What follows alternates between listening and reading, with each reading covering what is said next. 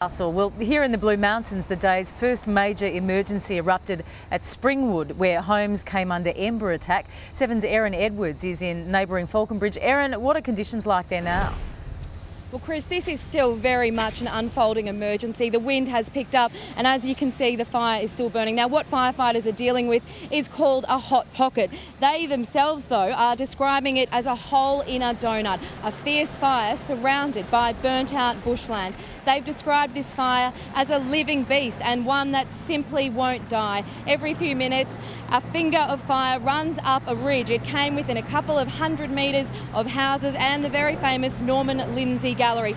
There were concerns the fire would jump into a cluster of homes and run away, but thankfully that hasn't happened. Now, 2 air cranes have been doing repeated circuits. They are capable of each dropping 9,000 litres of water. A convoy of fire trucks arrived in Falconbridge earlier today. Now, that was matched by another convoy of residents who were leaving.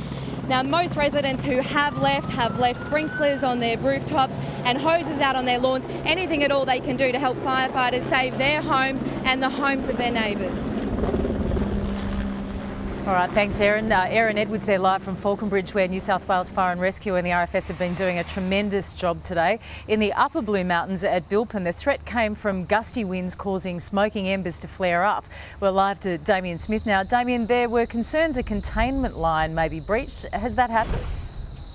Well, Chris, certainly those winds did cause some drama this afternoon on a road not far from here, considered crucial to hold to protect those more densely populated areas further down the mountain. But thanks to some quick work from the RFS, a potential crisis was averted. This road east of Bilpin is the boundary. If flames cross, then firefighters are in trouble. We've got properties all through here, and then on the other side we've got a big valley that goes down unburnt through to more properties, so we need to make sure that whatever comes over here we get onto quite quickly. They were damping down and back burning, trying to keep one step ahead of Mother Nature. Obviously we've got some pretty bad winds that are coming through and that's affecting us trying to put this out. Around 4 millimetres of rain fell in these parts overnight, not enough to be of much use.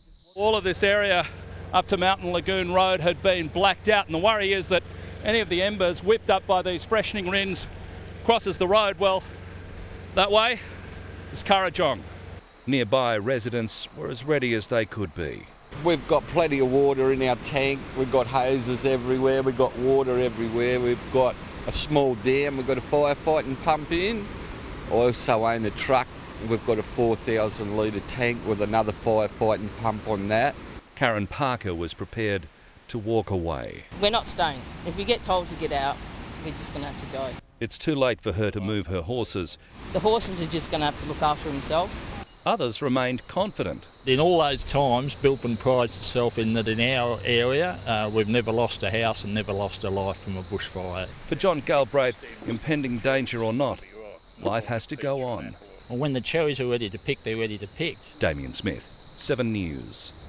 The fire burning around Blackheath flared up this afternoon, but thankfully hasn't breached containment lines. We're live to Jodie Spears at Blackheath. Jodie, how are residents feeling tonight?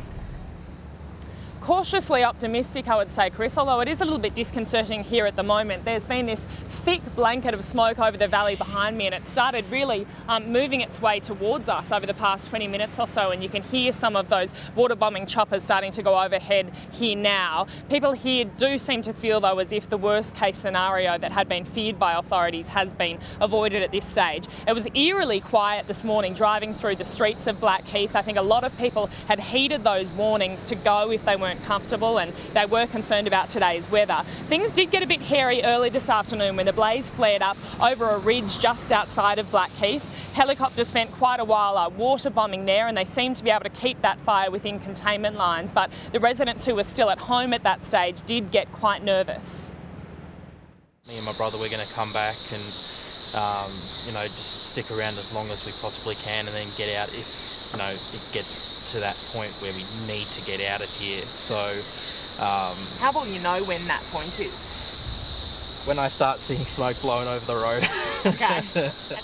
Yeah, I am a bit nervous that the boys are staying and I'm going, but I've got to think of my health. We've got, they've been saying today about it being a horror day, but now the smoke's coming across the horizon, so it'll probably get very bad very quickly. Now, fortunately, that water bombing was successful. Hopefully this bombing will be too. There is wind forecast for tomorrow, but not as strong as today. Chris? Well, that's a relief. Thanks, Jodie. Jodie Spears there, live from Blackheath. In what the Premier has described an act of bastardry, a landlord has been caught trying to rip off homeless bushfire victims in the Blue Mountains by forcing up rents. Inspectors have now been sent in looking for other rent gougers with warnings they face huge fines. They've been called the lowest of the low, taking financial advantage of bushfire victims left without a home. It's very un-Blue Mountains and it's completely unacceptable. Fair Trading is investigating reports of real estate agents and landlords jacking up rents in the middle of a Blue Mountains accommodation crisis.